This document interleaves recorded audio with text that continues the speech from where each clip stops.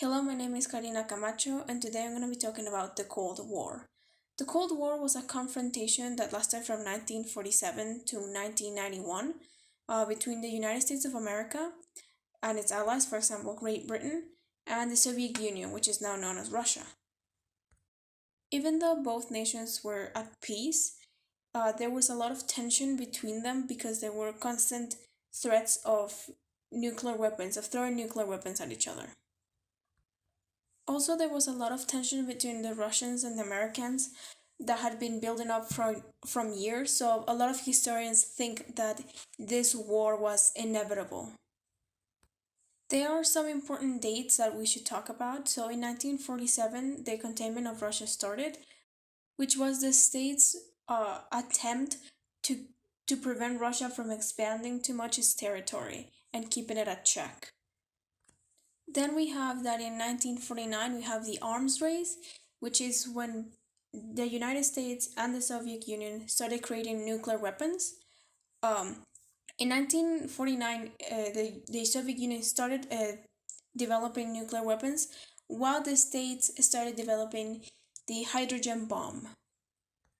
The next date that we have is 1952, which is when the hydrogen bomb was first tested in America, and its impact was greater than scientists thought, that it even left a crater behind. And when the Soviet Union realized about this, they also jumped in and started creating its own hydrogen bomb.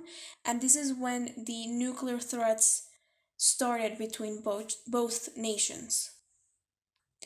Then the next date that we have is 1957 with the space race. So the Cold War also made a lot of competition of technology, and there was a space race where they wanted each country wanted to get to space first. It started with the launching of the Soviet satellite named Sputnik, but America took the victory, because Neil Armstrong was the first man to walk on the moon. So the next date that we have is 1962, which is the Cuban Missile Crisis, which is, I think, a very important event of the Cold War, and it's when the United States of America became aware of the missiles, nuclear weapons that Cuba had that came from the Soviet Union.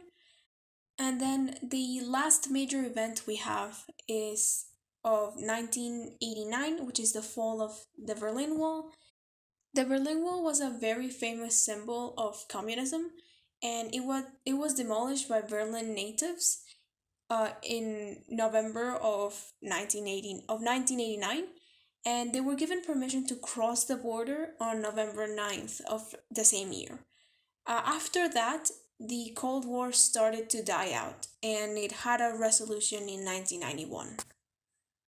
So, when we think about the Cold War, we think about the conflict that uh, the United States of America and Russia had.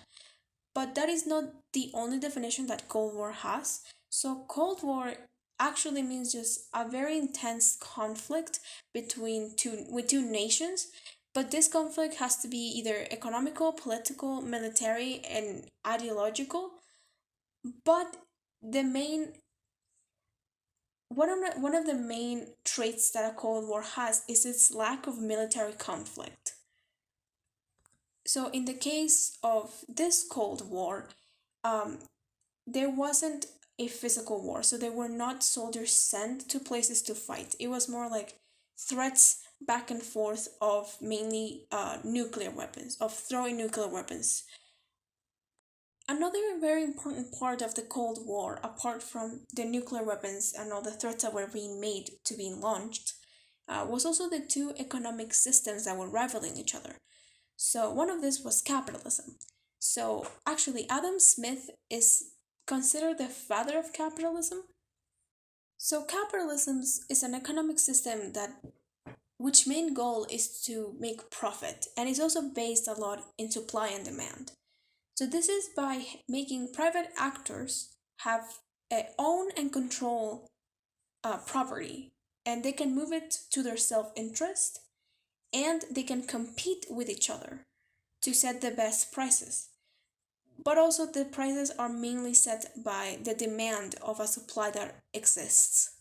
So, one of the main advantages of capitalism is that the people have the freedom to choose what they consume, where they invest, what they buy.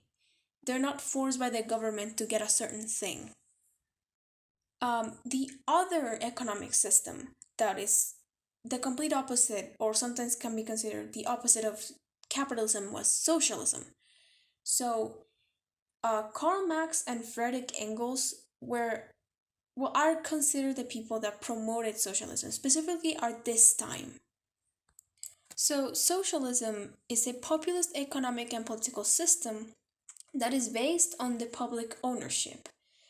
So, what this means is that people depend on the government for everything, from food to healthcare.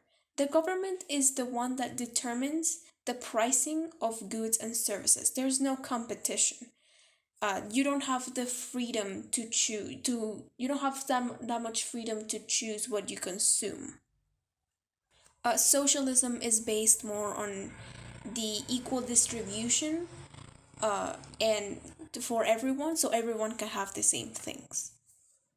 So now we're gonna move on into the interview that I made it to my uncle. He is 35 years old and his name is Andros Araica. Where I asked him some questions about the Cold War and what he knows about it. What countries were the world leaders during this period? It was mainly the US and the Soviet Union. It was because they were able to establish as the occupying nations and many of the countries that were defeated during World War II. So they were able to attain lots of influence and economic power. Why did countries who were allies during the wars become enemies afterwards? Well, actually, this alliance was quite awkward because from the very beginning, these countries have opposing political views, namely the US and the Soviet Union. So it was only natural for them to become conflicting nations right before this World War II. Where did the Cold War take place?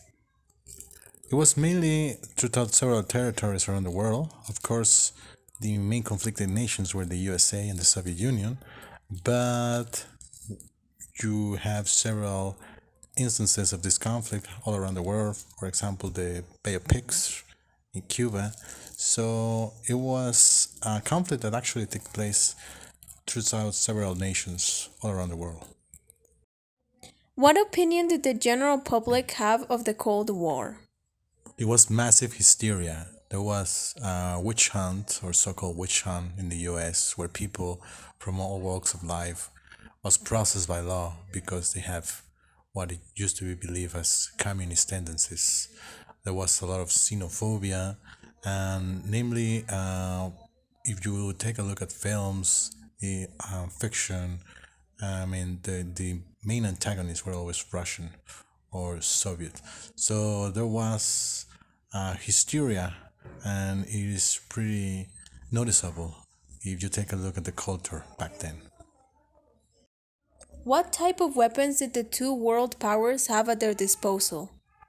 Well, both powers were essentially superpowers, so they all have these sort of resources, and of course, when it comes to manpower, mainly it was all about nuclear weapons because it was the main deterrence.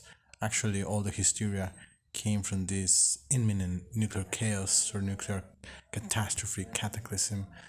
People used to think that this nuclear war will end the world, so there was a lot of fear back then, namely because of that, and that was the main purpose of these nuclear warheads to instill fear in nations, so nobody will be able to pull the trigger. So that is the end of the presentation. Thank you so much for watching. Here you can see the references that I used for all the information that I put in this presentation.